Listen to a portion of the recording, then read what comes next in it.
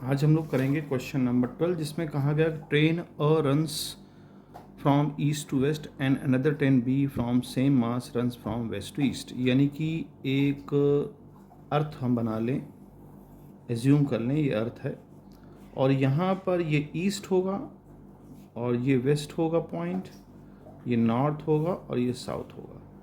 अब चूंकि अर्थ अपनी एक्सेस पे रोटेट करती है, वेस्ट टू ईस्ट ऐसे करके रोटेट करती है, तो जो कार हमारी ईस्ट पर है, मान लीजिए ए कार हमको बताया है ईस्ट पर और बी कार हमको वेस्ट पर बताया है, तो अब चूंकि कार ए रोटेट करेगी इक्वेटर पर, तो वो इस तरह से कुछ सर्कुलर मोशन दिखेगा आपको रोटेट करता हुआ।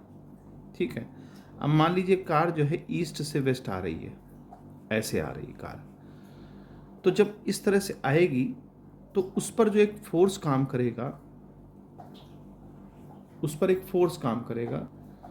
तो जब ये कार ए ईस्ट से वेस्ट की तरफ आएगी तो अपनी कुछ वेलोसिटी से आएगी। देखिए एंगुलर वेलोसिटी, क्योंकि ये एक्सेस है और इसके अबाउट ये रोटेट कर रही ऐसे करके, तो अब इसकी भी अपनी कुछ एंगुलर वेलोसिटी होगी।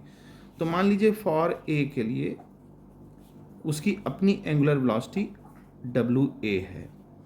अब चूंकि अर्थ रोटेट कर रही है वेस्ट से ईस्ट की तरफ, यानी अपोजिट कर रही है, तो रिलेटिव वेलोसिटी क्या आएगी कार ए के लिए, माइनस कर देंगे चूंकि अपोजिट डायरेक्शन में है ना, तो प्लस हो जाएगा। हाँ, प्लस हो जाएगा क्योंकि ये इस तरफ आ रही है और हमारी अर्थ ऐसे रोटेट कर रही है, तो दोनों अपोजिट डायरेक्शन में, जब अपोजिट डायरेक्शन में तो रिलेटिव वेलोसिटी क्या हो जाएगी, प्लस हो जाएगी।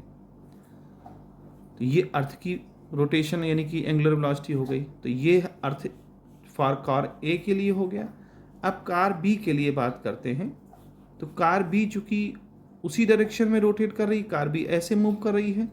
मान लीजिए बी कार एंगुलर वेलोसिटी इस WB से मूव कर रही है और अर्थ भी वेस्ट से ईस्ट की तरफ ऐसे मूव कर रही है, तो दोनों की रिलेटिव वेलोसिटी क्या हो जाएगी, WE, यानी कि माइनस हो जाएगी।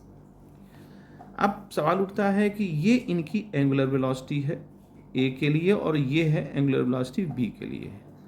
अब देखिए यहाँ पर जो भी फोर्स काम करेगा, फोर्स क्या होता है, फोर्स होता है जो इन पर सेंट्रीपिटल फोर्स काम करेगा, वो होता है FA is equal to M, mass दोनों का सेम है, R और ओमेगा स्क्वायर। तो ओमेगा कार ए के लिए क्या हो जाएगा, omega A plus omega E, यानी कि कुछ बढ़ा हुआ होगा।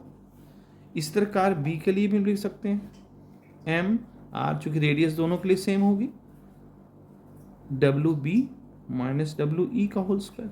तो अगर देखें तो कार ए में फोर्स ज़्यादा लग रहा है क्योंकि इसके एंगुलर वेलोसिटी प्लस हो रही है, कार बी के लिए एंगुलर वेलोसिटी माइनस हो रही है।